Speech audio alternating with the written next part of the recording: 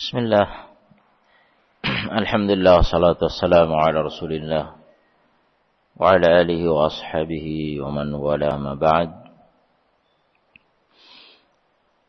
Kita lanjutkan pembahasan rukun-rukun salat.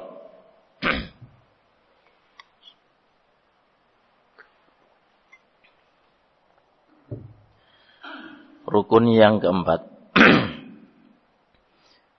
yaitu ruku dengan tumakninah. Ya, ruku dengan tumakninah. Ruku adalah rukun salat berdasarkan Quran, hadis dan ijma' ulama. Firman Allah Subhanahu wa taala dalam surah Al-Hajj ayat 77, ya ayyuhalladzina amanu ruk'u wasjudu wa'budu rabbakum waf'alul khaira la'allakum tuflihun. Hai orang yang beriman, rukuklah. Diperintahkan rukuk. Sujudlah dan beribadahlah kepada Rabb, Tuhan pencipta dan penguasa kalian. Serta kerjakanlah kebajikan, semoga kalian beruntung. Jadi ada perintah irka'u, rukuklah, menunjukkan wajib dan merupakan rukun. Kemudian hadis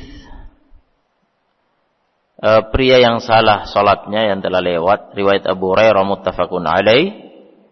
Di antara yang Nabi SAW ajarkan, perintahkan kepadanya, tsummarka' hatta tatma'inna raki'an. Kemudian rukuklah sampai kamu ruku dengan tumakninah. Ya, rukuklah sampai kamu ruku dengan tumakninah. Muttafaq alaih. Begitu pula pada riwayat Rifa'ah bin Rafi' radhiyallahu anhu yang dikeluarkan An-Nasai dan yang lainnya, yang sama dengan ini. Ya, oleh karena itu ulama ijma' bahwa ruku merupakan rukun salat yang menentukan sahnya salat. Dalam pelaksanaan rukun ini wajib tumakninah. Tumakninah dalam ruku merupakan rukun salat. Jadi jika ruku tetapi tidak tumakninah, tidak sah salatnya. Ya, dalilnya adalah perintah Nabi SAW pada hadis pria yang salatnya salah tadi, riwayat Abu Hurairah dan Rifa'ah bin Rafi'.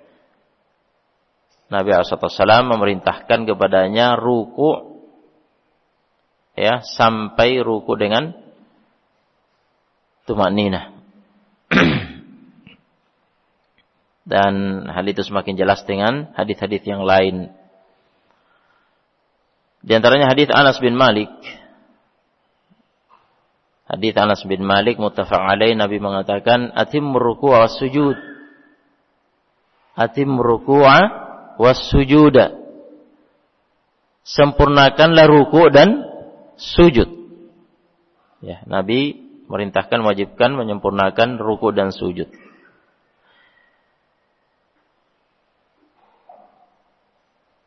Baik, bahkan pada hadis Abu Mas'ud, hadis Abu Mas'ud Al-Badri radhiyallahu anhu, riwayat Ahmad, Abu Dawud dan yang lainnya, hadis yang sahih, Nabi SAW mengatakan, la tujzi'u salatur rajuli hatta yuqima dhahrah fi ruku'i was sujud.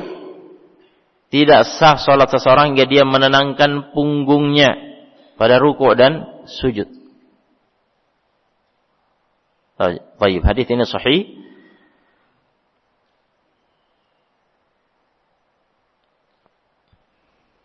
Nah, sekarang pembahasannya, apa kriteria tumakninah? Apa kriteria tumakninah pada ruku'? Kriterianya adalah menenangkan diri sejenak saat telah ruku' sempurna. Menenangkan diri, ya, diam, menenangkan diri sejenak ketika telah ruku' sempurna.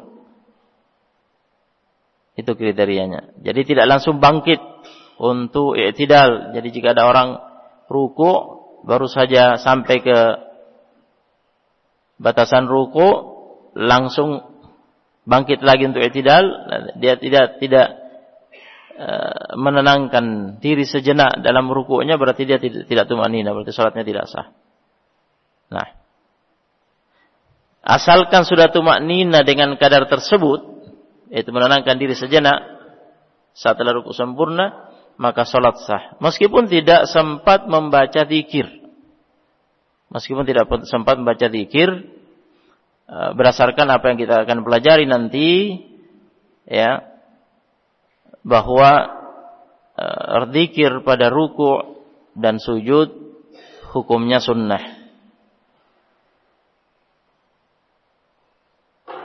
Ya. Adapun pada mazhab yang mewajibkan zikir ruku' dan sujud, maka baca zikir satu kali pada ruku' dan sujud itu dijadikan sebagai batasan tumakninah. Nah, adapun ini mengacu pada mazhab jumhur. Karena jumhur ulama mengatakan zikir ruku' dan sujud hukumnya hanya sunnah, tidak wajib. Jadi meskipun tidak sempat baca zikir, tetapi sempat menenangkan diri sejenak setelah ruku' sempurna. Ini kriteria ini dipetik dari perintah Nabi SAW untuk tumakninah dalam ruku' secara mutlak. Nabi mengatakan, "Tsummarka' hatta tatma'inna raki'an." Kemudian ruku'lah hingga kamu ruku' dengan tumakninah.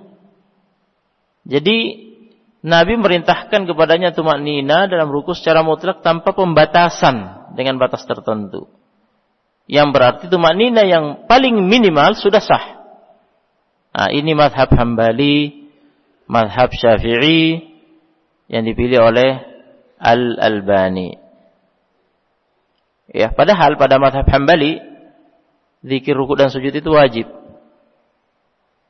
Nah, tetapi memang ya mereka, yaitu pada mazhab Hambali dan Syafi'i, menetapkan kriteria tumakninah itu adalah menenangkan diri sejenak setelah ruku' sempurna, meskipun tidak sempat baca zikir.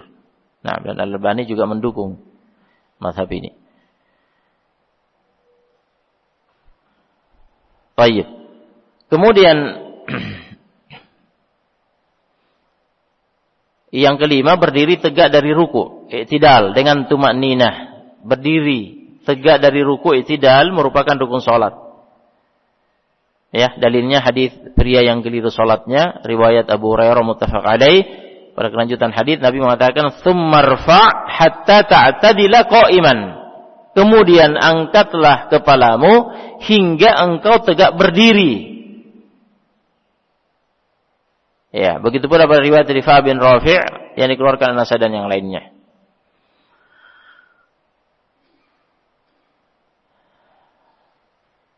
Baik. Wajib tumakninah dalam i'tidal dan merupakan rukunnya. Dalilnya hadis-hadis yang telah disebutkan di atas. Hadis-hadis yang telah disebutkan di atas menunjukkan hukum ini. Kriteria tumakninah adalah menenangkan diri sejenak setelah tegak berdiri sempurna. Jadi tidak langsung bersujud ketika bangkit dari ruku', ketika telah tegak berdiri sempurna, menenangkan diri sejenak. Jadi asalkan sudah tumakninah dengan kadar tersebut, salat sah. Meskipun tidak sempat baca zikir. Ya, kriteria ini juga dipetik dari perintah Nabi alaihi salatu wassalam untuk tumakninah dalam i'tidal secara mutlak tanpa pembatasan dengan batas tertentu. Jadi minimal tumakninah yang paling minimal sudah sah. Ya, ini pada mazhab Hambali dan Syafi'i yang juga dipilih oleh Al-Albani. Tsummarfa' hatta ta'tadila qa'iman. Kemudian angkatlah kepalamu hingga engkau tegak berdiri. Ya. hingga benar-benar tegak berdiri dan menenangkan diri sejenak. Nah, itu kriterianya, yakni tumakninah. Dengan menenangkan diri sejenak. Sama dengan pembahasan tumakninah pada ruku, sebagian ulama berpendapat bahwa batasan tumakninah adalah baca zikir yang wajib pada i'tidal. Ya, ini menurut pendapat yang mewajibkan zikir i'tidal. Adapun pada mazhab jumhur itu hanya sunnah, sebagaimana akan datang nanti. Baik. Yang keenam, sujud 2 kali dengan tumakninah. Sujud 2 kali dengan tumakninah. Pada setiap rakaat ada 2 kali sujud. Ada 2 kali sujud yang diselingi duduk antara 2 sujud. Kedua sujud itu merupakan rukun. Dalilnya Quran, hadis dan ijma'. Pada ayat yang telah lewat Al-Hajj ayat 77, ya ayyuhalladzina amanu ruk'u wasjudu. Yang telah diperintahkan adalah wasjudu. Ya, sujudlah. Menunjukkan wajib sujud dalam salat dan merupakan rukun. Hadis pria yang keliru salatnya pada riwayat Abu Hurairah muttafaq alaih. Pada kelanjutannya, "Tsummasjud hatta tatma'inna sajidan." Kemudian sujudlah sampai kamu sujud dengan tumakninah. "Tsummarfa' hatta tatma'inna jalisan." Kemudian angkatlah kepalamu sampai kamu duduk dengan tumakninah. "Tsummasjud hatta tatma'inna sajidan." Kemudian sujudlah sampai kamu sujud dengan tumakninah. Jadi 2 kali sujud dengan tumakninah. Dan ini ijma'. Bagaimana jadi tumakninah wajib dan rukun. Bagaimana kriterianya? Nah, dalilnya jelas ya, bahwa tumakninah pada 2 kali sujud itu rukun, karena Nabi alaihi salatu wasallam merintahkan pada hadis pria yang keliru salatnya itu. Nah, juga pada hadis Anas yang telah lewat di atas, atimmu ruku' sujud. Nabi merintahkan sempurnakan ruku' dan sujud. Hadis Abu Mas'ud Al-Badri juga yang sudah lewat di atas, la tujzi'u salatul rajuli hatta yuqima dhahrahu fi ruku' sujud. Tidak sah salat seseorang hingga dia menenangkan punggungnya pada ruku' dan sujud. Ya. Kriteria tumakninah adalah menenangkan diri sejenak setelah sujud sempurna. Sama kriterianya dengan kriteria tumakninah pada ruku' dan i'tidal, yaitu menenangkan diri sejenak setelah sujud sempurna. Jadi tidak langsung bangkit untuk duduk. Nah, meskipun tidak sempat baca zikir. Nah, kriteria ini dipetik dari perintah Nabi SAW untuk tumakninah dalam sujud secara mutlak, tanpa pembatasan dan batas tertentu pada hadis-hadis yang telah disebutkan. Berarti seminimalnya tumakninah sudah sah. Nah, ini pada mazhab Hambali dan Syafi'i. Ini kriteria tumakninah pada mazhab Hambali dan Syafi'i yang juga dipilih oleh Al-Albani. Nah, sama dengan pembahasan di atas, ada sebagian ulama yang membatasi tumakninah dengan zikir wajib, ya, karena menurut pendapat itu wajib zikir, ya, pada ruku, sujud, ya, i'tidal, hukumnya wajib, sehingga membatasinya dengan zikir wajib. Nah, tetapi yang lebih kuat yang pertama. Nah, jadi pada ruku, i'tidal, sujud, kriteria tumakninahnya adalah asalkan sudah menenangkan diri sejenak meskipun tidak sempat baca zikir. Kemudian yang ketujuh, duduk antara 2 sujud dengan tumakninah. Duduk antara 2 sujud merupakan rukun salat. Ya, dalilnya hadits Abu Hurairah tentang pria yang keliru tata cara salatnya, muttafaq alaih. Kata Nabi kepadanya, "Tsummarfa' hatta tatma'inna jalisan." Kata Nabi sallallahu alaihi wasallam, "Tsummarfa' hatta tatma'inna jalisan." Tadi sudah lewat hadisnya disebutkan. Ya. Kemudian angkatlah kepalamu dari sujud sampai kamu duduk dengan tumakninah. Nah, juga riwayat Rifa'ah bin Rafi' radhiyallahu anhu, riwayat An-Nasai dan yang lainnya. Nah, jadi tumakninah wajib dan rukun pada duduk antara dua sujud, ya, dengan dalil hadis-hadis yang telah disebutkan. Sama di sini kriteria tumakninah pada duduk antara dua sujud adalah menenangkan diri sejenak setelah duduk sempurna. Jadi tidak langsung sujud lagi, tapi menenangkan diri sejenak meskipun tidak sempat baca zikir. Ya. Pendalilannya sama dengan yang sebelumnya, pembahasan sebelumnya itu karena Nabi memerintahkan duduk antara dua sujud secara mutlak. Perintahnya mutlak tanpa pembatasan dengan batas tertentu. Berarti seminimalnya tumakninah sudah sah. Ini pada mazhab Hambali, Syafi'i dan dipilih Al-Albani. Ya. Sebagian ulama menetapkan kriteria tumakninah yaitu baca zikir wajib. Karena mewajibkan zikir pada duduk. Nah, seperti pembahasan-pembahasan di atas pada ruku', pada i'tidal dan sujud. Nah, tapi yang lebih kuat kriterianya adalah menenangkan diri sejenak saat telah duduk sempurna, meskipun tidak sempat baca zikir. Kemudian yang terakhir yaitu salam. Salam. Ya. Salam merupakan rukun yang mengakhiri salat. Nah, ini pendapat jumhur. Dalilnya hadis Ali yang telah disebutkan pada pembahasan takbiratul ihram, ya. Yaitu sabda Nabi alaihi salatu wassalam, wa tahlilu wat taslim. Iftahus shalah at-tuhur, pembuka salat adalah bersuci, wa tahrimu at takbir, pengikatnya adalah takbir, takbiratul ihram, wa tahlilu at taslim, ya. Dan pengurainya adalah salam. Nah, artinya zikir yang menjadikan pelaku sholat keluar dari sholat dan lepas dari ikatan hal-hal yang diharamkan selama sholat berlangsung adalah salam. Nah, jika takbiratul ihram merupakan zikir yang wajib dan merupakan rukun untuk bisa masuk dalam sholat. Ya, karena itu pengikatnya sehingga terikat dengan hal-hal yang diharamkan dalam sholat. Maka untuk bisa keluar dari sholat, ya, lepas dari ikatan aturan sholat adalah salam. Nah, ini jelas menunjukkan bahwa ini rukun. Meskipun perintah salam tidak ada pada hadis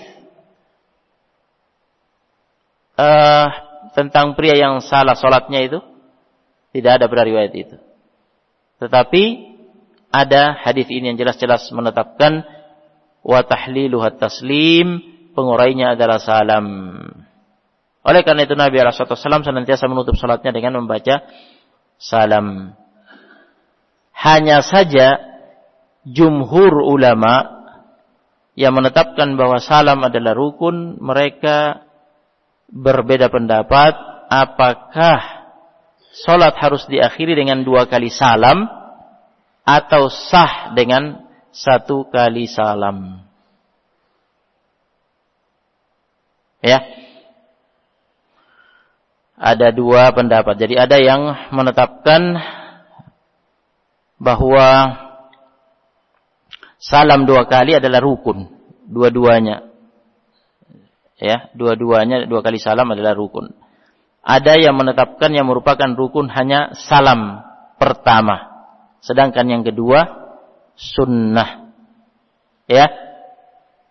Dan tampaknya pendapat ini dan ini jumhur yang terbanyak yang menetapkan bahwa yang merupakan rukun hanya salam yang pertama, yang kedua hanya sunnah, berdalil dengan hadis Ali tadi. Ya. Karena Nabi mengatakan alaihi wasallam wa tahliluha at-taslim, pengurainya adalah salam. Kata at-taslim salam mutlak, berarti sah untuk 1 salam. Hujah ini kuat. Hujan ini kuat, dan ini diperkuat dengan riwayat dari beberapa sahabat yang mengakhiri sholat mereka dengan satu kali salam.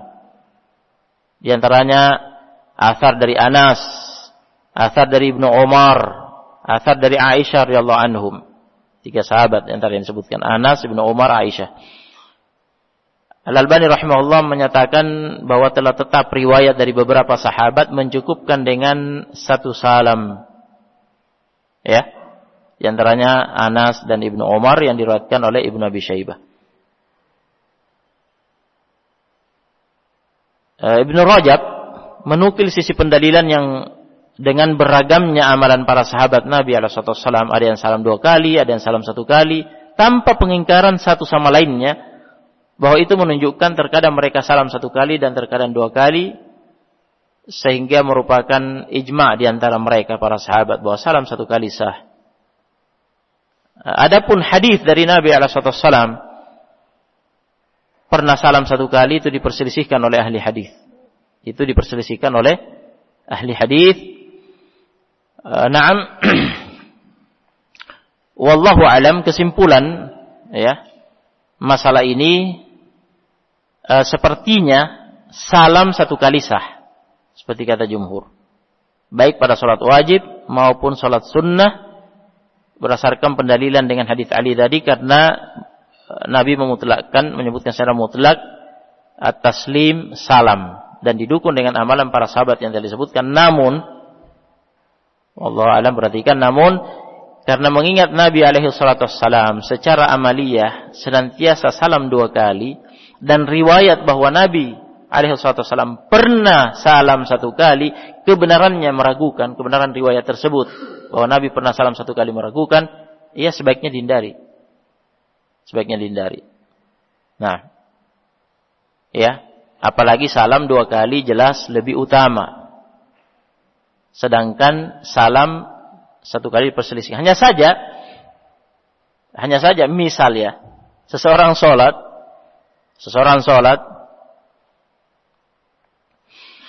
barakallahu fikum, dia sholat, tiba-tiba dia ingin buang angin.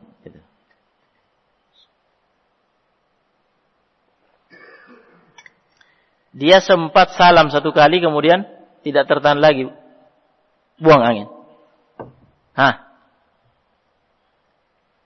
Berarti di sini kan masuk dalam khilaf yang kita bahas. Jadi berdasarkan ini sholatnya sah, belum sempat salam 2 kali nih. Sholatnya sah apa tidak? Berarti sah, begitu. Nah, adapun selama bukan kondisi seperti itu, ya tentunya amalkan salam 2 kali, dengan itu keluar dari khilaf, ya, dan jelas lebih utama. Nah ini yang ke-8 pada hitungan ini, artinya jika dihitung seperti ini rukun yang ke-8 ya. Dan jika dirinci, sujud kan disebutkan 2 kali jadi 9. Namun ya kita anggap 8 ya, dengan menyatukan 2 kali sujud itu.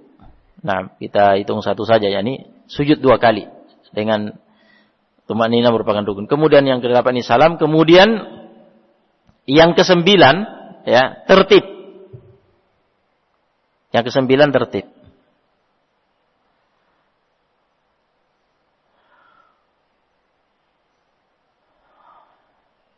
Baik. Tertib dalam mengerjakan rukun-rukun sholat dari awal sampai akhir adalah rukun sholat. Ya. Ada sebagian ulama yang menganggap tertib dalam mengerjakan rukun-rukun sholat, ya, tertib sesuai urutannya dari awal sampai akhir. Ada sebagian ulama yang menganggap ini rukun sholat tersendiri selain rukun-rukun lainnya yang telah disebutkan. Ada juga sebagian ulama tidak menyebutkan tertib sebagai rukun tersendiri. Kenapa? Karena tertib merupakan sifat yang diperhitungkan dalam pelaksanaan seluruh rukun dari awal sampai akhir. Jadi jangan kaget misalnya jika mendapati ada sebagian ulama ketika menyebutkan ya rukun-rukun salat tidak menyebutkan ini secara tersendiri karena dianggap ya ini sifat yang diperhitungkan dalam pelaksanaan seluruh rukun dari awal sampai akhir. Jadi hakikat kedua pendapat ini tidak kontradiktif ya, tidak bertentangan. Hanya saja yang pertama tadi menghitung tertib sebagai rukun tersendiri. Sedangkan pendapat yang kedua tidak menghitungnya sebagai rukun tersendiri. Jadi yang jelas ya, salat tidak sah tanpa mengerjakan rukun-rukun salat secara tertib mulai dari takbiratul ihram sampai salam. Baik. Karena Nabi SAW merintahkan pria yang tidak tahu salat dengan benar pada hadits Abu Hurairah radhiyallahu taala anhu agar mengerjakan rukun-rukunnya secara tertib. Pada hadits itu Nabi mengatakan thumma, kemudian. Nah, itu menunjukkan berarti harus tertib sesuai urutan yang Nabi SAW perintahkan. Nah, wallahu a'lam. Selesai pembahasan rukun-rukun dan kita akan beralih pada pembahasan ya kewajiban-kewajiban dalam sholat. Ada satu hal yang hendak ana tambihkan terkait pembahasan salam tadi. Ada sebagian orang menyangka jika seseorang batal sholat, misalkan dia buang angin dalam sholat, ya, ada sesuatu yang menyebabkan dia batal sholatnya. Nah, ada yang menyangka bahwa cara keluar dari sholat yaitu salam.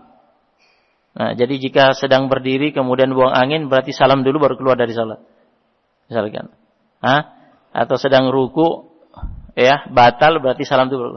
Ini salah. Nah, salah. Jadi salam itu kan sesuai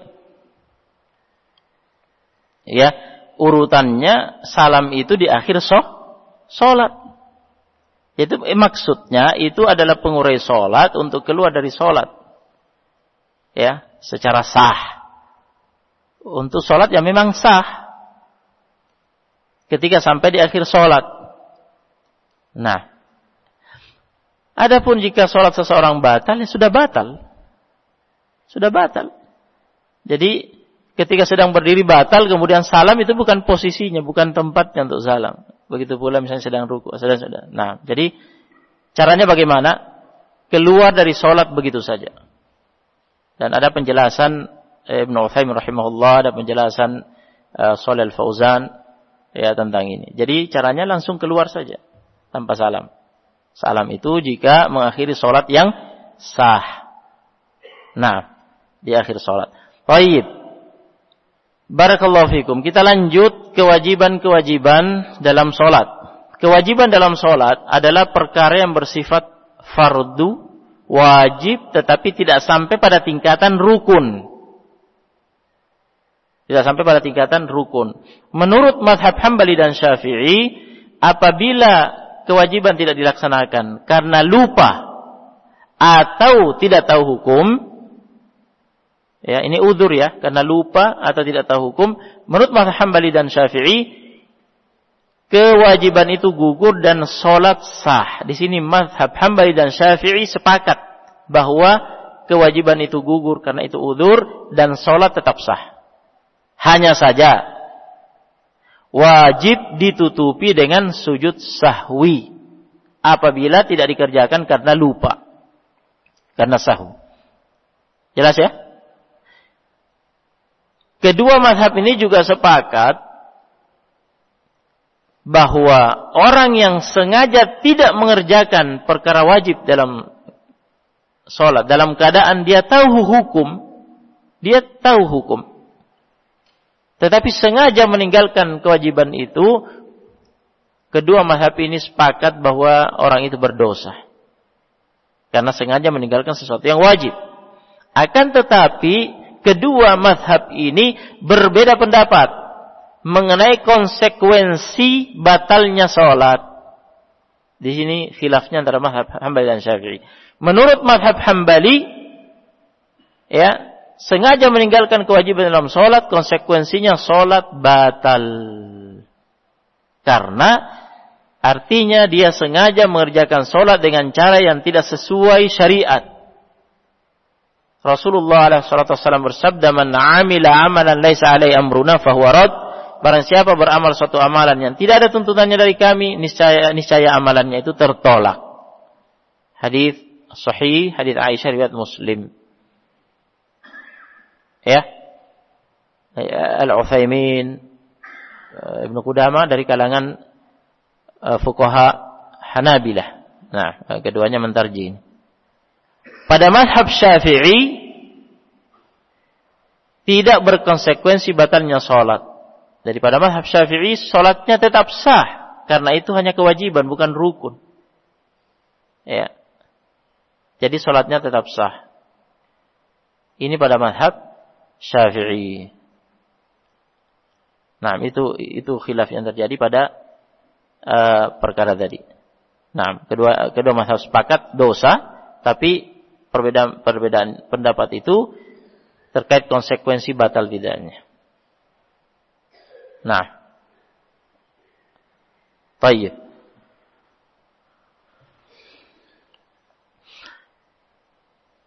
Bacaan dan gerakan sholat yang tergolong wajib, ya, menurut tarjih kami, wallahu a'lam, ada beberapa perkara nanti kita hitung. Yang pertama, Al-Fatihah bagi makmum. Baca Al-Fatihah bagi makmum. Sudah ana isyaratkan pada pembahasan rukun, ya, karena baca Al-Fatihah bagi imam dan orang yang salat sendiri rukun, tapi bagi makmum baca Al-Fatihah bukan rukun, hukumnya hanya wajib. Ya. Makmum diwajibkan membaca Al-Fatihah secara mutlak pada setiap rakaat salatnya, baik salat sirriyah yang bacanya sir, salat duhur, asar, maupun jahriyah, yaitu yang bacanya dengan jahar pada salat subuh, salat maghrib, salat isya. Nah, pada rakaat pertama, pada rakaat kedua, nah, yang dijaharkan bacaannya. Jadi pada seluruh rakaat salat, baik yang dijaharkan bacanya maupun yang sir, ya, hukumnya wajib. Nah, dalil-dalil mengenai wajibnya baca Al-Fatihah dan tentang wajibnya baca Al-Fatihah telah kita lewati, ya, pada pembahasan rukun, tidak kita ulangi lagi. Nah, tidak ada dalil kuat yang mampu mengeluarkan makmum dari keumuman makna hadis-hadis yang telah lewat yang mewajibkan baca Al-Fatihah pada setiap rakaat salat, sirriyah dan jahriyah, baik dia salat sendiri, imam maupun makmum. Hadisnya kan umum, bermakna umum, menetapkan kewajiban baca Al-Fatihah baik dia salat sendiri, imam maupun makmum. Dan tidak ada dalil kuat yang mampu mengeluarkan makmum dari keumuman makna hadis-hadis itu. Bahkan ketika Nabi SAW melarang makmum membaca di belakang imam pada salat jahriyah, Nabi SAW mengecualikan Al-Fatihah yang harus tetap dibaca. Ya, hal itu ditunjukkan pada hadis seorang sahabat Nabi SAW bahwa beliau Nabi SAW bersabda. Perhatikan hadisnya, kata Nabi, la'allakum taqra'una wal imamu yaqra'u marratain aw thalatha. Kata Nabi, barangkali kalian membaca dalam keadaan imam membaca 2 kali atau 3 kali. Nabi mengatakan itu. Qalu, mereka para sahabat yang hadir mengatakan, ya Rasulullah, inna lanaf'alu. Wahai Rasulullah, kami memang melakukannya. Yakni sahabat menyampaikan kepada Nabi bahwa mereka memang melakukan membaca di belakang Nabi, ya, selaku imam. Kemudian Nabi bersabda, fala taf'alu illa an yaqra'a ahadukum bi Fatihatil kitab. Jika begitu, kata Nabi, jangan kalian lakukan hal itu, jangan membaca, ya, sesuatu di belakang imam pada salat jamaah kecuali membaca Al-Fatihah. Nah, itu diperkecualikan. Yang lainnya tidak boleh. ya, kecuali Al-Fatihah. Hadis ini sahih riwayat Ahmad, Al-Bukhari dalam kitab Al-Qira'ah dan Al-Baihaqi. Baik. Artinya pada salat, perhatikan, pada salat jahriyah, pada rakaat pertama, rakaat kedua, ketika imam menjaharkan bacaan mulai dari Al-Fatihah dan setelahnya lanjut baca surah atau beberapa ayat, ya, yang dibaca oleh makmum, ya, saat imam membaca dan terdengar, tersimak bacaan imam dengan baik, hanya Al-Fatihah, karena itu wajib. Selain itu tidak boleh. Selain itu tidak boleh. Ya. Wajib itu makna hadis. Jadi ketika misalkan seseorang masih belum selesai doa iftitahnya misalnya, ya, ternyata imamnya singkat doa iftitahnya, langsung baca Al-Fatihah. Sudah kedengaran, sudah mulai baca Al-Fatihah, dia belum selesai iftitah, maka langsung diam, jangan lanjutkan. Tidak boleh. Baca iftitah kan hanya sunnah. Sementara menyimak bacaan imam wajib. Nabi mengatakan, jangan kalian lakukan membaca sesuatu di belakang imam kecuali Al-Fatihah. Nah, adapun Al-Fatihah tetap dibaca meskipun imam membaca karena wajib. Nah, begitu pula hadis Ubadah bin Samit riwayat Ahmad, Al-Bukhari dalam kitab Al-Qira'ah, Abu Dawud, At-Tirmidzi dan yang lainnya, ya.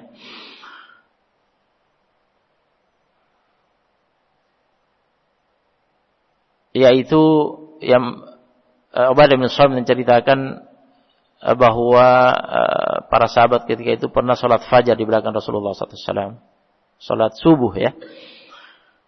Nah, faqara Rasulullah sallallahu alaihi wasallam fathaqulat alaihi al-qiraa'ah. Rasulullah sallallahu alaihi wasallam membaca tetapi merasa kesulitan, berat membaca. Setelah Nabi salat, Nabi bertanya, "La'allakum taqra'una khalfa imamikum?" Barangkali kalian membaca di belakang imam kalian. Sahabat menjawab, "Na'am." Ya.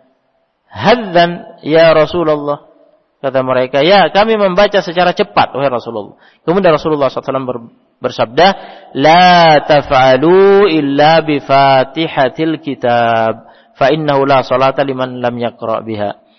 Jangan kalian lakukan, ya, kecuali membaca Al-Fatihah, sebab salat yang tidak membacanya, ya, tidak sah. Nah, hadis ini, ya,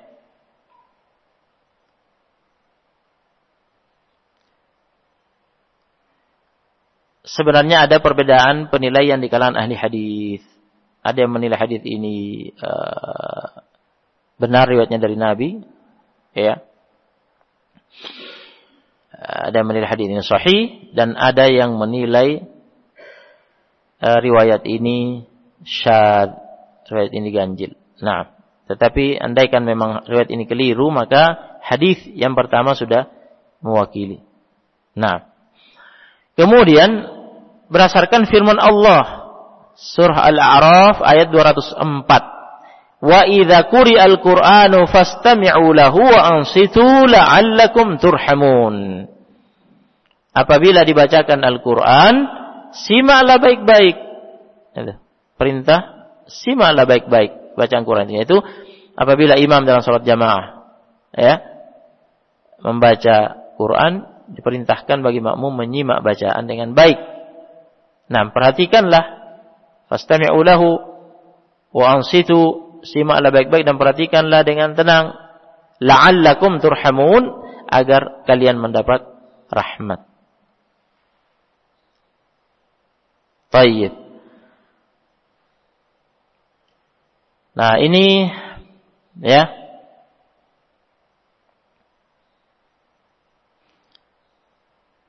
dalil-dalilnya. Adapun klaim sebagian ulama bahwa kewajiban makmum membaca Al-Fatihah telah mansukh, kewajiban makmum membaca Al-Fatihah telah mansukh, telah dihapus hukumnya, klaim itu tidak bisa dibenarkan. Ya, klaim mansukh itu mengacu kepada hadis Abu Hurairah.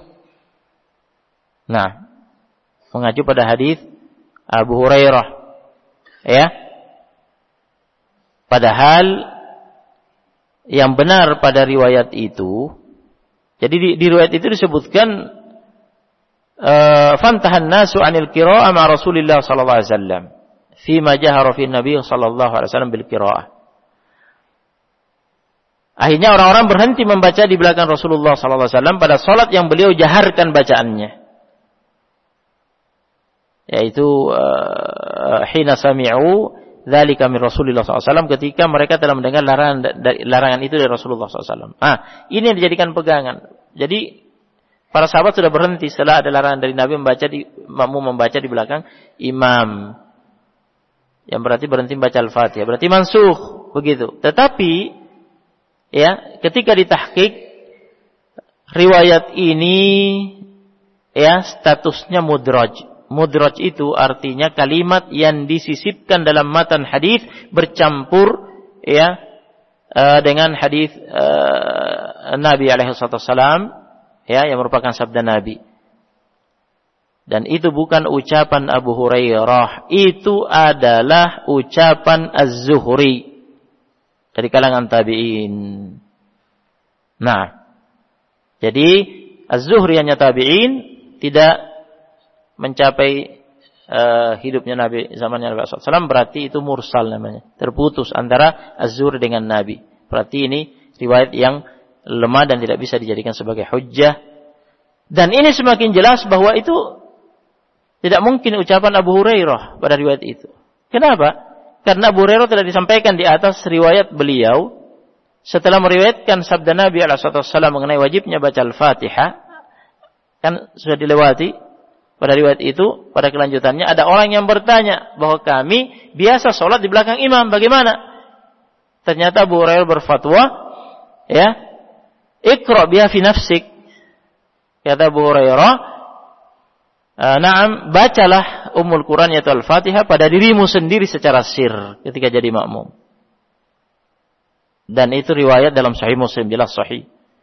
Jadi kan pada riwayat yang tadi tidak mungkin itu Abu Hurairah yang mengatakan. Jadi yang benar itu dari Az-Zuhri, dari kalangan tabi'in, berarti terputus, ya mursal namanya.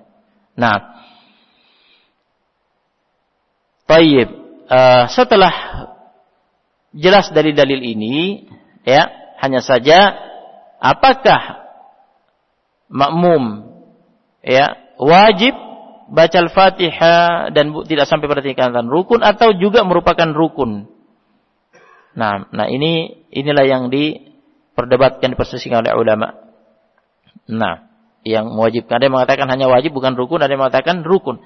Wallahu alam, yang terbaik pendapat yang mengatakan wajib. Oleh karena itu kami masukkan pada kategori wajib, bukan rukun. Ini pendapat yang difatwakan Syekh bin Baz. Ini pendapat yang difatwakan oleh Syekh bin Baz rahimahullah, bahwa wajib dan tidak sampai pada tingkatan rukun. Dalilnya hadis Abu Bakrah. Dalil yang menunjukkan wajib hadis Abu Bakrah radhiyallahu taala anhu, riwayat Al-Bukhari dalam sahihnya. Annahu intaha ila Nabi sallallahu alaihi wasallam wa huwa raki'un faraka'a qabla an yasila ila as-saffi fadzakara dzalika lin-nabi sallallahu alaihi wasallam faqala zadakallahu hirsan wa la ta'ud. Sesungguhnya Abu Bakar sampai kepada Nabi alaihi wasallam dalam keadaan Nabi sedang ruku. Jadi dia terlambat datang ini. Nabi sedang ruku, Abu Bakar masuk. Ya. Lantas ia ruku sebelum masuk shaf. Karena ingin mendapati ruku bersama Nabi, jadi belum sempat masuk shaf, yakni tersisa 1-2 langkah, ya. Sudah masuk dalam sholat. Ya. Dan dia langsung ruku setelah takbiratul ihram, ya, karena cara masbuk, perhatikan cara masbuk bergabung dalam sholat berjamaah tetap harus takbiratul ihram dengan cara berdiri. Karena itu rukun, semua kita pelajari. Ya. Jika tidak takbiratul ihram atau takbiratul ihramnya sambil bergerak, merunduk sambil takbiratul ihram, tidak berdiri, maka tidak sah. Jadi harus tetap tegak berdiri, takbiratul ihram dulu. Allahu Akbar. Selesai takbiratul ihram, jangan bersedekap, ya, karena bukan mau berdiri. Baca Al-Fatihah enggak. Jadi langsung ikut ruku, langsung ruku bersama imam. Nah, itu yang dilakukan oleh Abu Bakrah. Hanya saja dia melakukannya sebelum masuk shaf. Nah, kemudian dia menyampaikan hal itu kepada Nabi SAW setelah sholat. Nabi mengatakan, Zadakallahu hirsan wa la ta'ud. Semoga Allah menambahkan semangat beribadah bagimu, akan tetapi jangan kamu ulangi tergesa-gesa masuk shaf. Jadi yang dilarang oleh Nabi SAW di sini adalah tergesa-gesanya. Nah, tampak dari hadis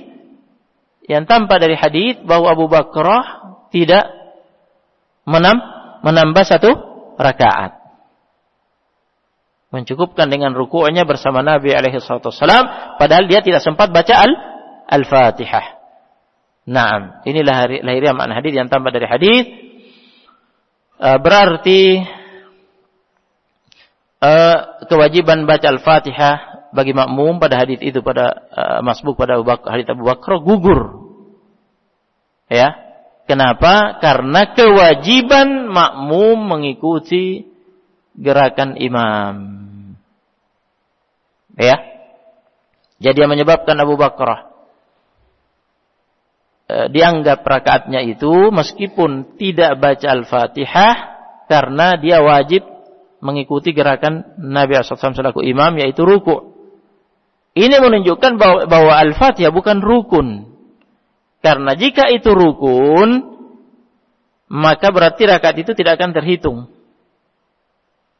Karena rukun tidak bisa ditinggalkan sama sekali. Ya. Berarti harusnya diganti satu rakaat. Itulah mazhab sebagian ulama yang mengatakan bahwa baca Al-Fatihah bagi makmum juga rukun. Mereka mengatakan jika dapat ruku bersama imam tidak sempat baca Al-Fatihah, itu tidak dianggap, harus nambah lagi satu. Nah, tapi yang benar wallahu alam terkuat ini pasangan hadits Abu Bakar tampak demikian. Jadi jika masbuk ya pada hadits Abu Bakar ini gugur kewajiban baca Al-Fatihah karena kewajiban mengikuti gerakan imam yaitu ruku, yang berarti itu bukan rukun karena gugur dengan sebab kewajiban yang lain. Sama-sama kewajiban, jadi dahulukan kewajiban ruku bersama imam. Begitu pula halnya jika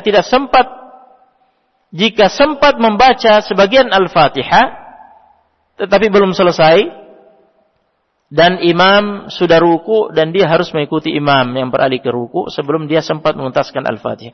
Maka di sini juga kewajiban baca Al-Fatihah gugur karena kewajiban mengikuti imam. Ya.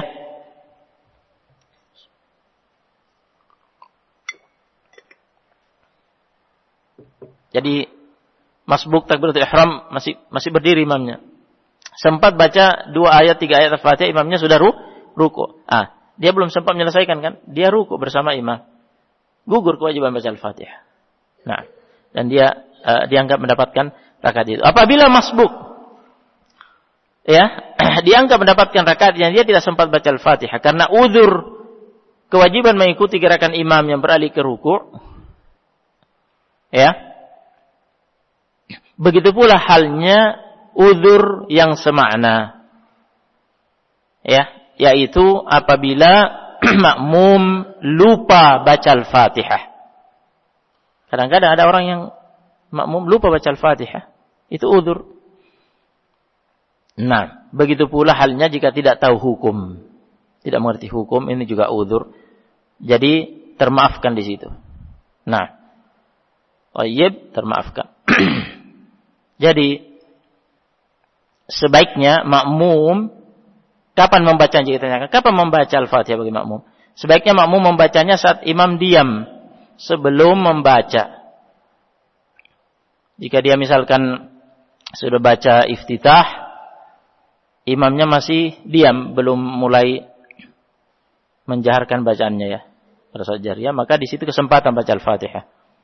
Atau menunggu setelah imam membaca. Ya, setelah imam baca Al-Fatihah, dia diam, imam menyimak, baca surah setelahnya, dia menyimak.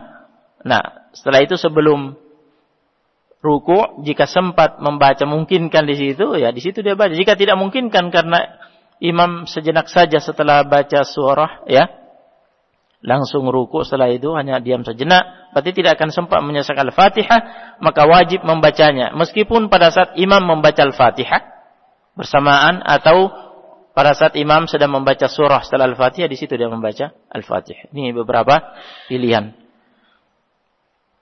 Nah, kemudian kewajiban yang kedua dan yang ketiga, yaitu duduk bertasyahud awal.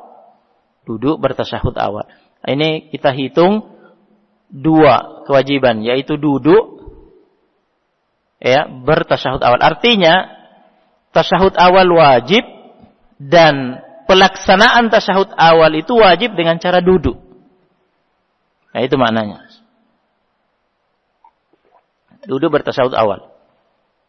Ini menurut pendapat yang terkuat.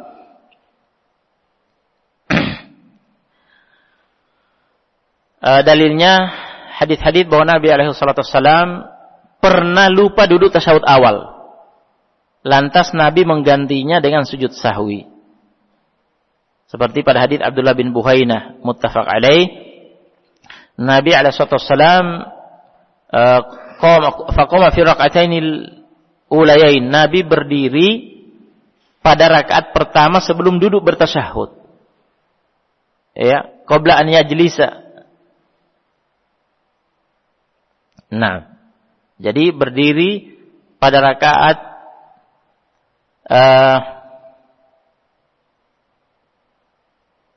pertama dan pada dua rakaat pertama. Nah,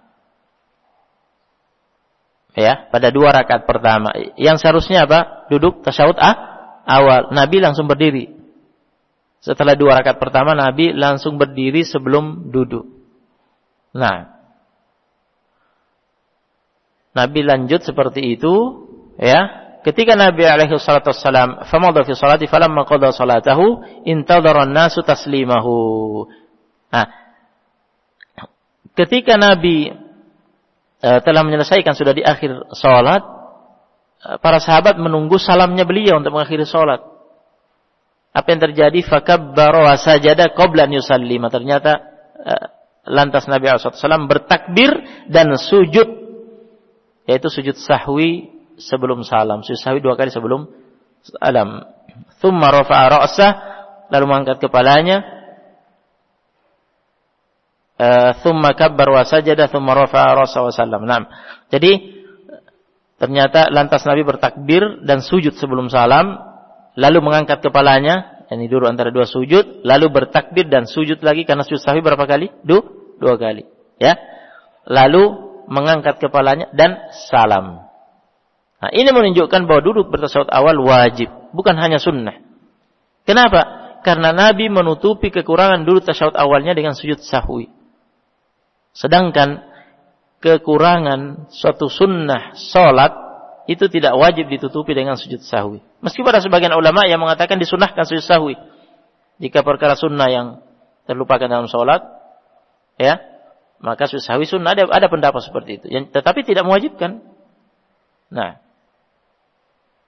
baik. Adapun Nabi alaihi wasallam di sini tidak kembali duduk untuk bertasyahud awal ketika Nabi sadar. Kenapa? Karena Nabi sudah terlanjur berdiri. Nah, jadi ini tata caranya. Jika sudah terlanjur berdiri, maka jangan kembali. Karena jika sudah terlanjur berdiri, artinya sudah masuk ke rukun berikutnya. Sudah masuk ke rukun pertama rakaat ketiga. Ini tidak bisa kembali lagi karena sudah masuk ke rakaat ketiga. Rukun yang baru di rakaat yang ketiga. Sedangkan tasyahud awal hanya wajib. Inilah yang menunjukkan bahwa tasyahud awal bukan rukun. Karena Nabi tidak kembali. Kan sudah dibahas sebelumnya. Jika yang ditinggalkan itu rukun, ketika teringat harus kembali. Harus kembali. Misalkan kami contohkan pada pertemuan yang lalu, ya, imam atau salat sendiri lupa baca Al-Fatihah. Nah, ya, meskipun dia sedang sujud pertama misalkan, ya, atau sedang ruku, Dia teringat harus langsung berdiri kembali untuk mengerjakan rukun itu.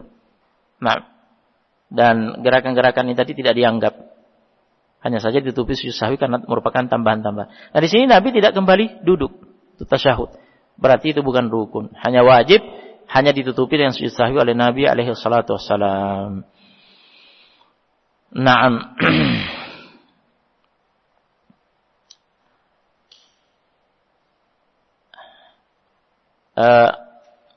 Ada juga hadis Ibnu Mas'ud, riwayat An-Nasa'i, Ad-Darqutni, Al-Baihaqi.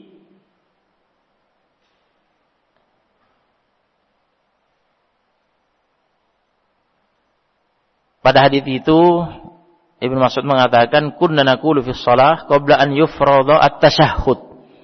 Dulu mulanya kami mengatakan dalam salat sebelum tasyahud difardukan. Nah, ini perhatikan. Sebelum tasyahud difardukan. Ini berarti tasyahud difardukan, diwajibkan. Mulanya sahabat membaca assalamu ala Allah, salamu ala Jibril wa Mikail, salam atas Allah, salam atas Jibril dan Mikail, begitu. Kemudian Rasulullah SAW mengajari mereka, la taqulu hakadha, fa inna Allah azza wa jalla huwas salam. Kalian jangan membaca seperti itu, karena sesungguhnya Allah dialah yang maha memberi keselamatan. Dialah yang assalam, yang maha pemberi keselamatan.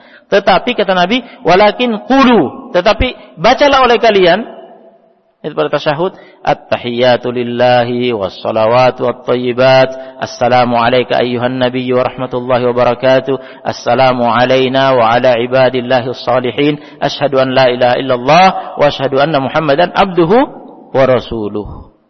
Nah, ini menunjukkan bahwa tasyahud hukumnya wajib.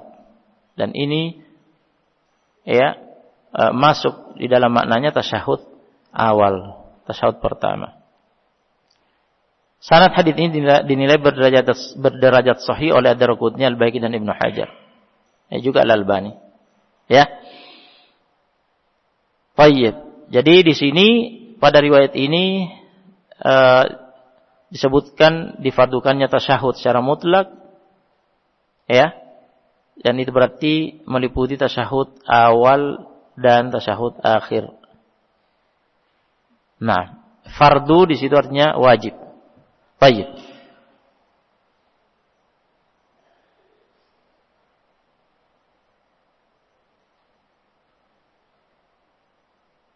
Adapun Ibnu Abdul Bar mengisyaratkan ada unsur keganjilan pada riwayat tadi. Nah, pokok hadis itu dalam muttafaq alaih tanpa lafaz sebelum tasyahud difardukan. Sebelum tasyahud difardukan. Tetapi andaikan itu memang keliru riwayat sebelum tasyahud difardukan, perintah Nabi SAW, qulu, bacalah. Nah, itu perintah itu menunjukkan bahwa barakallahu fikum wajib. Ya. Jadi setelah kita memahami bahwa tasyahud awal wajib, nah, duduk untuk bertasyahud. Tasyahud awal dan tasyahud akhir ya pembahasan kita ya. Nah, jadi jika tasyahud awal tadi jelas Nabi menggantikan yang sujud sahwi dan juga masuk dalam makna hadis tadi Ibnu Mas'ud. Nah, tasyahud akhir dalilnya dari hadis Ibnu Mas'ud tadi. Nah, sudah dibahas sebelum tasyahud difardukan. Jika itu sahih jelas, itu dalilnya karena fardu artinya wajib. Jika itu memang keliru seperti yang disyaratkan Ibnu Abdul Bar, maka perintah Nabi walakin qulu, tetapi bacalah tahiyatulillah dan seterusnya, perintah itu bersifat wajib. Ya. Kemudian duduk untuk bertasyahud awal dan bertasyahud akhir merupakan wasilah untuk pelaksanaan baca tasyahud, sehingga hukumnya sama dengan tasyahud. Nah,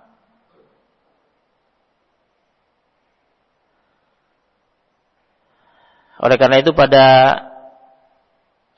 kewajiban berikutnya, yaitu yang keempat dan kelima, yaitu duduk bertasyahud akhir.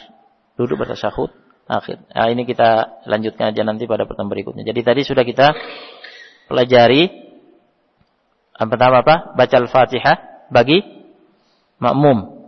Nah, kemudian yang kedua tadi 2 dan 3 ya, yaitu duduk bertasyahud awal. Artinya tasyahud awal wajib, pelaksanaannya dengan cara duduk, itu wasilahnya. Nah, kemudian berikutnya nanti kita akan sempurnakan penjelasannya, yaitu duduk bertasyahud akhir juga wajib menurut pendapat yang terkuat. Ya, tidak sampai pada tingkatan rukun. Karena itu kami tidak masukkan pada rukun. Nah, ya, dalilnya hadis Ibnu Mas'ud tadi, nanti akan dilengkapi penjelasannya. Nah, ada riwayat yang lain yang merupakan pokok hadis, yaitu riwayat muttafaq alaih.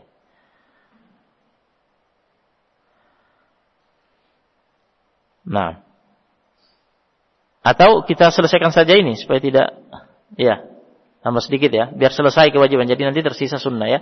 Jadi ini yang keempat dan kelima, duduk bertasyahud akhir. Nah, ini menurut pendapat yang terkuat yang kami pilih, hukumnya wajib. Nah, dan ini yang ditarjih oleh Al-Albani. Ini tarjih Al-Albani bahwa duduk tasyahud akhir ya, hukumnya hanya wajib. Tidak sampai pada tingkatan rukun. Dalilnya adalah perintah Nabi SAW bertasyahud pada hadis Ibnu Mas'ud. Ya, jika yang kita dengar di atas tadi itu riwayat Ad-Darqutni dan yang lainnya, pokok hadis ini muttafaq alaih, hadis Ibnu Mas'ud muttafaq alaih. Ibnu Mas'ud mengatakan, "Kunna naqulu fi sholati khalfa Rasulillah sallallahu alaihi wasallam." Mulanya kami membaca dalam salat di belakang Rasulullah sallallahu alaihi wasallam, "Assalamu ala Allah wa ala fulan," salam atas Allah, salam atas fulan, atas Jibril, Mikail, begitu. Faqala lana Rasulullah sallallahu alaihi wasallam dzata yaumin, Nabi sallallahu alaihi wasallam lantas berkata kepada kami di suatu hari, "Falyaqul fa idza qa'ada ahadukum fi sholati falyaqul." Perhatikan, fa idza qa'ada ahadukum fi sholati falyaqul. Ya. Nabi mengatakan, "Innallahu wassalam, fa idza qa'ada ahadukum fi sholati falyaqul." Sesungguhnya Allah adalah as-salam, yang Maha selamat dan Maha pemberi keselamatan. Maka dari itu apabila salah seorang dari kalian salat, duduk ya dalam salat, hendaknya membaca at-tahiyatu lillahi wassalawatu thayyibat dan seterusnya tadi, ya, bacaan tasyahud. Nah,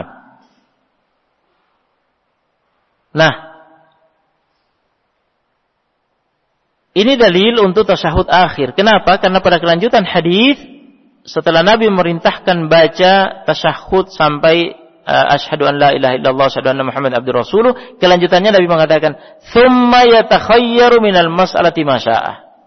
Tsumma yatakhayyaru minal mas'alati ma syaa, kemudian memilih doa apa saja yang diinginkannya sebelum salam.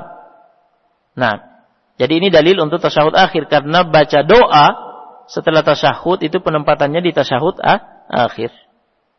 Nah, pada asalnya perintah Nabi SAW bersifat wajib, kecuali jika ada dalil yang menggesernya ke makna sunnah. Di sini tidak ada dalil yang menggeser ke makna sunnah. Begitu pula, ya, penetapan pada riwayat Ad-Darqutni di atas sebelum difardukan, jika riwayat itu benar, itu juga menunjukkan wajib.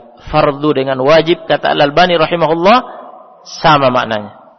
Fardu dengan wajib maknanya sama. Nah, dalil yang lain hadis Fadalah bin Ubaid radhiyallahu anhu, riwayat Ahmad, Abu Dawud, At-Tirmidzi, An-Nasa'i, Ibnu Khuzaimah dan Al-Hakim. Perhatikan riwayat ini. Sami'a Rasulullah sallallahu alaihi wasallam rajulan yad'u fi salatihi lam yumajjidillaha ta'ala wa lam yusalli 'ala an-nabi sallallahu alaihi wasallam. Rasulullah sallallahu alaihi wasallam mendengar seorang pria berdoa dalam salatnya tanpa memuji Allah terlebih dahulu dan tanpa berselawat atas Nabi. Faqala Rasulullah sallallahu alaihi wasallam, lantas Rasulullah sallallahu alaihi wasallam setelah orang itu salat, Rasulullah sallallahu alaihi wasallam bersabda, "Ajila hadza." Orang ini tergesa-gesa. Thumma da'ahu faqala lahu wa li ghairi. Kemudian Nabi memanggil orang itu dan berkata kepadanya dan selainnya yang hadir saat itu, "Idza shalla ahadukum falyabda bitamjidi rabbih jalla wa az wa tsana'i alaihi thumma yusalli 'ala nabi sallallahu alaihi wasallam thumma yad'u ba'du bima syaa. Kata Nabi, apabila salah seorang dari kalian salat, hendaknya mengawali dengan memuji Allah dan menyanjungnya. Apa maknanya memuji Allah dan menyanjungnya? Ini tasyahud. Kemudian bersolawat atas Nabi setelah tasyahud. Kemudian berdoa setelahnya dengan doa apa saja yang dia inginkan. Ya, hadis ini sahih, riwayat Ahmad, Abu Daud, Tirmidzi dan yang lainnya telah disebutkan. Jadi jelas sisi pendalilannya, perhatikan bahwa yang dimaksud dengan perintah Nabi SAW pada hadis ini adalah tasyahud akhir, karena disertai salawat dan doa. Dan perintah Nabi di situ bersifat wajib karena tidak ada dalil yang menggesernya ke hukum sunnah. Ya. Adapun duduk untuk bertasyahud wasilah untuk pelaksanaan tasyahud akhir. Berarti ya, membaca tasyahud mengandung pula makna perintah untuk duduk bertasyahud. Berarti duduk bertasyahud akhir hukumnya wajib. Kenapa kita tidak mengatakan rukun, tidak sampai pada tingkatan rukun? Karena pada hadis Fadalah bin Ubaid tadi menafikan hal itu. Pada hadis tadi Nabi memerintahkan orang itu yang tidak baca tasyahud dan tidak baca sholawat, langsung doa di akhir salatnya. Nabi merintahkan dia, setelah sholat Nabi merintahkan baca tasyahud dulu, yaitu memuji Allah SWT. Maksudnya tasyahud, kemudian sholat, kemudian berdoa. Tetapi Nabi tidak menyuruh dia mengulangi sholat. Ini perhatikan ya, sisi pendalilannya. Pada hadis itu tidak ada keterangan Nabi menyuruh dia mengulangi sholat. Hanya diajari bahwa seseorang jika sholat, ya sebelum berdoa di akhir sholatnya itu tasyahud dulu, sholawat baru doa. Tapi Nabi tidak menyuruh dia mengulangi sholatnya tadi. Ya, ini menunjukkan bukan rukun, karena apabila rukun harus diulang karena tidak sah. Nah,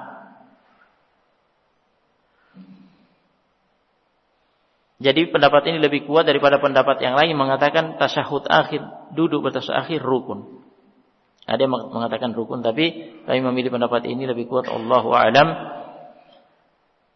Ya, ini yang keempat dan yang kelima. Kemudian sebagai tambahan satu lagi, ya, yaitu takbir peralihan. Takbir peralihan dan juga tasmi' sami Allahu liman hamidah ketika beralih dari ruku ke i'tidal bagi imam pada salat jamaah. Bagi imam pada salat jamaah. Ini mengacu pada pendapat yang kami lebih condong pada pendapat itu, pendapat jumhur, bahwa takbir peralihan dan tasmi' yaitu sami Allahu liman hamidah hukumnya hanya sunnah, dan itu kita akan bahas nanti dalil-dalil yang mendukung pendapat itu. Sebagian ulama mewajibkan, tapi jumhur hanya mengatakan itu sunnah. Kita akan bahas nanti pada bab sunnah-sunnah salat. Tetapi ya, jika salat berjamaah sulit kita mengatakan hanya sunnah. Bagaimana caranya makmum mengikuti imam jika kita dikatakan hanya sunnah, kemudian imam mengatakan hanya sunnah, kemudian dia tidak bertakbir, tidak, bagaimana makmum mengikutinya coba? Nah, sedangkan itu, dengan itulah makmum mengetahui bahwa imam beralih kan dari berdiri ke ruku dengan tasmi' mendengar sami Allahu liman hamidah, berarti makmum tahu ini sudah beralih ke i'tidal dan seterusnya. Jadi pada kondisi ini wajib, karena itu adalah wasilah untuk pelaksanaan untuk sesuatu yang wajib, yaitu agar makmum bisa melaksanakan kewajiban mengikuti gerakan imam dari rukun ke rukun yang lain. Berarti kan kecuali jika misalnya jangan salat berjamaah cuma 2 orang. Jika salat berjamaah 2 orang bagaimana caranya? Imam berdiri di sebelah kiri, makmumnya sejajar dengan dia di samping kanan. Nah, di sini mazhab jumhur yang mengatakan takbir peralihan itu dan tasmi' hanya sunnah, ya, dan jika di sini tidak baca takbir intiqal, maka di sini makmumnya akan tetap bisa mengikuti karena dia sejajar, dia akan tahu. Ya. karena bersentuhan, berdampingan, akan tahu imamnya beralih. Iya kan? Nah, seperti itu. Ya. Barakallahu fikum, cukup dulu ini ya. Tafadhalu jazakumullahu khairan. Subhanallah bihamdika asyhadu an la ilaha illa anta astaghfiruka wa atubu ilaik.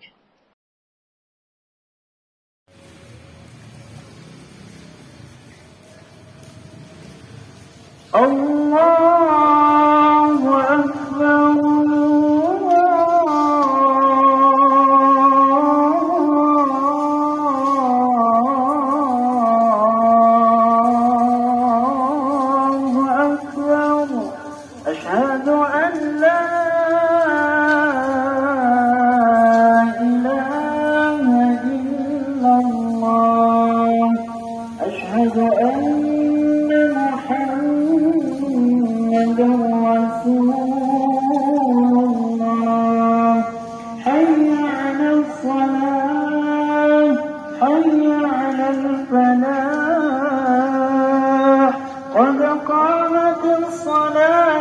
قد قامت الصلاة